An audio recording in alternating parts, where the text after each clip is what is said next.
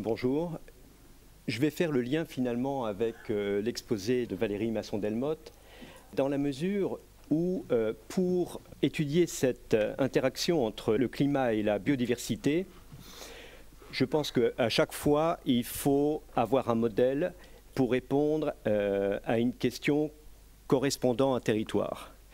Et en l'occurrence, comme l'a dit Valérie, nous avons ici une immense zone de la planète dont on sait, enfin tous nos collègues des sciences de l'univers l'ont dit, l'ont montré, qui joue un rôle clé sur le climat de la planète, pour le climat de la planète, à travers l'océan austral et l'Antarctique. Comment étudier l'interaction entre ce climat, ce changement climatique, qui soit annuel, interannuel, et la biodiversité? En fait, toutes les équipes qui travaillent dans ce domaine et sont notamment très importantes dans le cadre d'INE, on a cette chance aussi grâce à l'Institut polaire,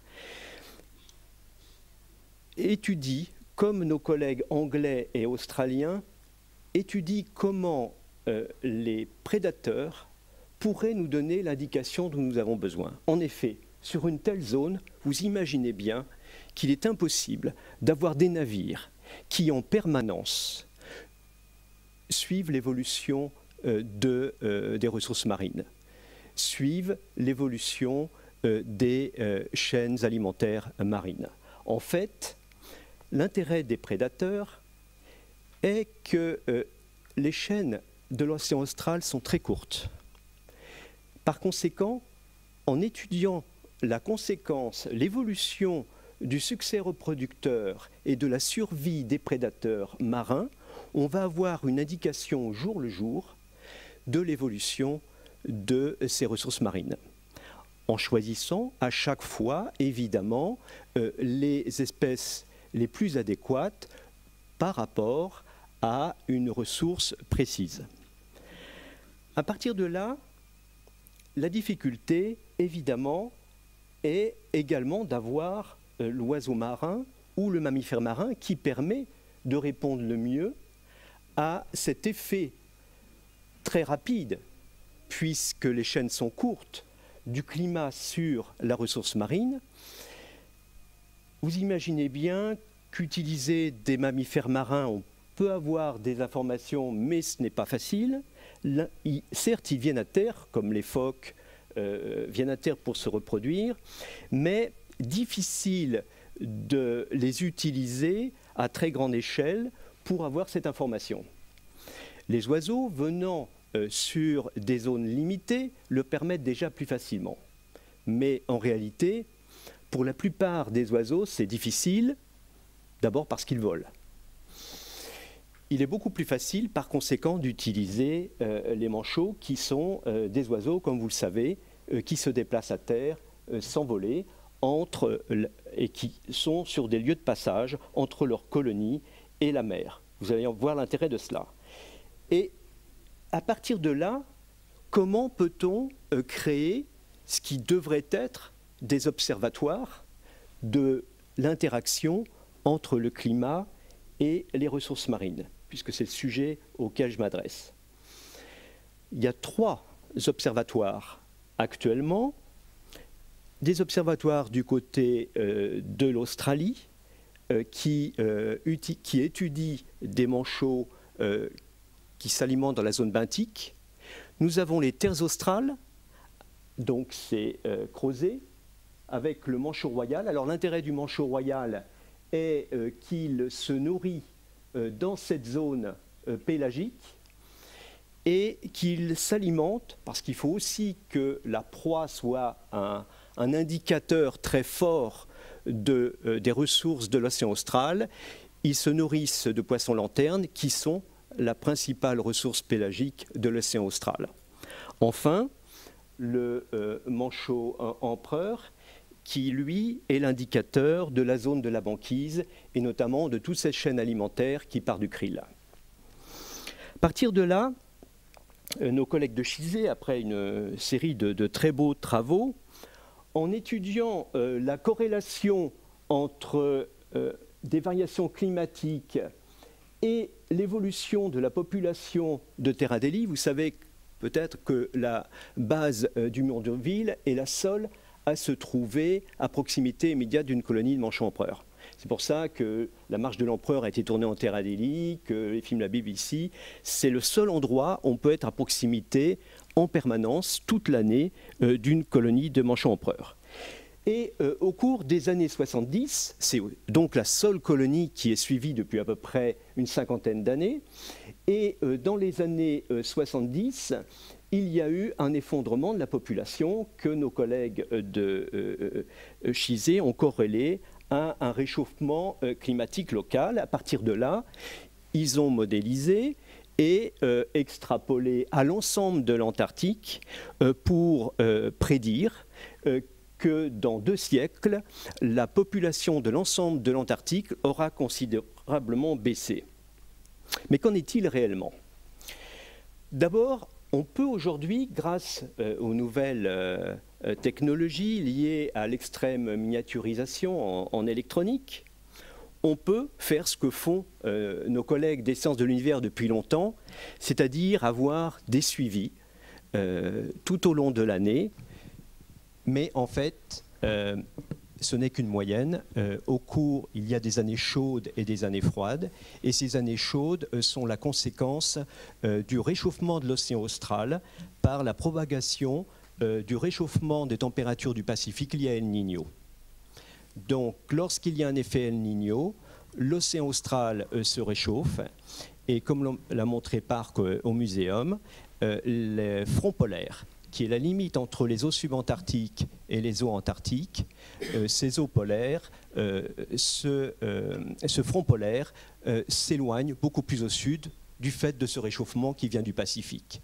Et dans ce cas-là, les manchots royaux doivent aller à 500-600 km. À partir de là, ce dont on a besoin pour aller plus loin, c'est de savoir quelles sont les conséquences de ce réchauffement de l'océan austral sur la localisation et l'abondance des poissons.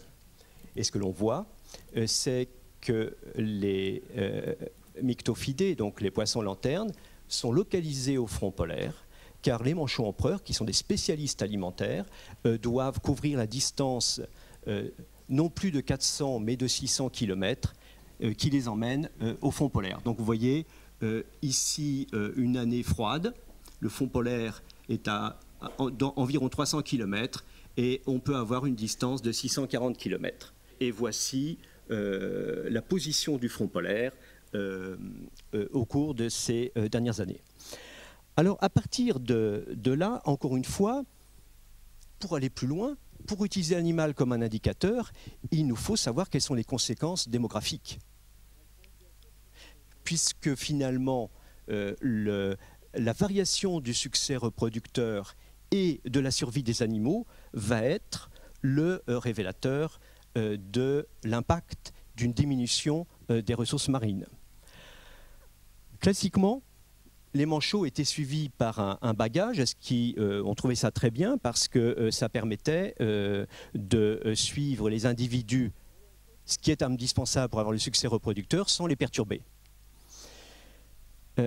On n'avait quand même pas tenu compte d'un aspect qui est l'éventuel gène hydrodynamique lié à cette bague. Et on a pu seulement commencer à savoir ce qu'il en était lorsque la RFID, donc l'identification par radiofréquence, a été développée, a été mise au point et on l'a utilisée dès les tout débuts, avant même d'ailleurs qu'elle soit commercialisée. Voici un transpondeur, c'est une étiquette électronique de moins d'1 gramme, 0,8 g, qui est mise sous la peau. À partir de là, on avait la possibilité de tester l'impact des bagues, car à quoi sert de suivre des animaux si la manière dont on les suit perturbe leur succès reproducteur et leur survie, biaisant les données. Voici une zone qui a été circonscrite, pour laquelle on a seulement 3 lieux de passage, ce qui nous permettait d'installer des antennes RFID sur le passage des animaux entre la colonie et la mer.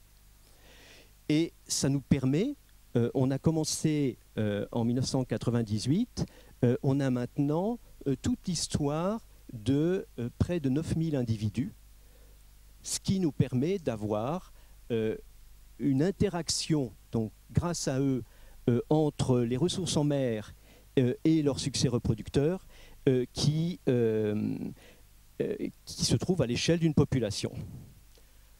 Le problème, c'est l'impact des bagues, comme vous le voyez ici, diminution de 44% de la survie des adultes, de 41% du succès reproducteur. Donc, les transpondeurs, les étiquettes électroniques permettent d'éviter cet effet, et ce qui remettait en cause les travaux prédisant évidemment une évolution à terme, la disparition des manchots empereurs ou des manchots royaux. Par contre, en utilisant ces étiquettes électroniques, on voit bien qu'il y a un effet de la survie en fonction de la température de la surface de la mer. J'attire votre attention sur le fait que la variation de température ici, elle est seulement de 0,3 degrés, et vous avez une diminution de la survie de 10%, et là, il n'y a aucun biais expérimental. Pour aller plus loin, on ne pouvait pas se satisfaire uniquement de dynamique de population, parce que pour toute espèce qui est considérée comme un indicateur de l'impact du changement climatique sur la biodiversité, les études se font évidemment sur des lieux déterminés. C'est un énorme travail que de suivre des populations. Est-ce que ces endroits localisés permettent une extrapolation, comme ça avait été fait au début, sur l'ensemble de l'Antarctique? D'abord, d'où l'intérêt de la génétique des populations. Et je vais donc terminer cet exposé par l'apport très récent de la génomique. Et vous avez ici l'apport de la génomique qui nous a permis de montrer qu'en ce qui concerne les manchots royaux, il y a eu une énorme augmentation de la population après le dernier maximum glaciaire. Voilà ce qu'apporte la génomique aujourd'hui. Et un autre papier est soumis et montre que les changements actuels vont avoir des répercussions importantes sur les populations. Donc vous voyez, il ne suffit pas de suivre la dynamique de population d'une espèce à un moment donné, il faut superposer une étude de génomique sur cette étude de dynamique de population. Enfin, et je terminerai sur ces résultats, qu'en est-il? Revenons aux manchots empereurs. On n'a pas le temps d'aller dans les détails de la méthode de génomique RATSAG qui a été utilisée. Le point important dont il faut se souvenir, c'est que l'ensemble des populations de manchots empereurs de l'Antarctique, 28 fois la France, c'est une seule population génétique. Parce qu'il y a, notre travail l'a montré, il y a des interactions entre chaque localisation. Les manchots empereurs, finalement, sont très mobiles. Ça veut dire qu'à un moment donné, lorsqu'il y a une situation locale défavorable, ils peuvent aller à l'autre extrémité de l'Antarctique. C'est une seule population génétique, ce qui est extrêmement rare dans le monde animal. C'est une adaptation, il y en a d'autres bien sûr, mais par exemple, nous travaillons sur les tortues luttes en Guyane, à 200 km près, c'est deux populations génétiquement différentes. À partir de là, qu'en était-il? Et je termine là-dessus, je reviens au point de départ. Qu'en était-il de cette extrapolation que la colonie de Terra Delli, à partir de la colonie de Terra Delli, que les manchots empereurs allaient disparaître dans 2 siècles?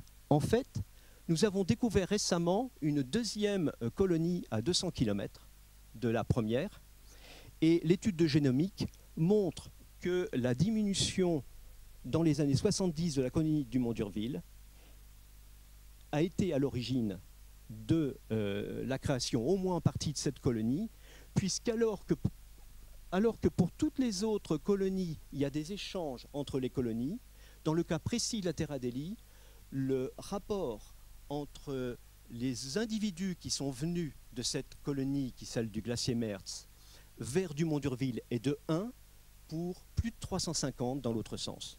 Et probablement ce qui s'est passé, et ça vous montre l'importance de faire une étude, une analyse critique des animaux que l'on utilise, on sait que les oiseaux marins restent au même endroit tant qu'ils se reproduisent avec succès. Or, à la fin des années 60, il y a eu un bagage massif en Terre Adélie. Nous avons montré l'impact des bagues. Or,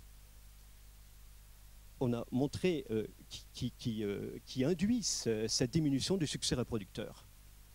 Or, quand les oiseaux marins cessent de réussir dans leur reproduction, ils partent ailleurs. Donc vous voyez qu'on ne peut pas, et c'est probablement ce qui s'est passé. Donc vous voyez, on peut, avec ces nouvelles méthodes modernes, on peut suivre des individus comme indicateurs par rapport à une question précise, mais il faut faire vraiment une analyse critique approfondie de ce modèle. Je vous remercie pour votre attention.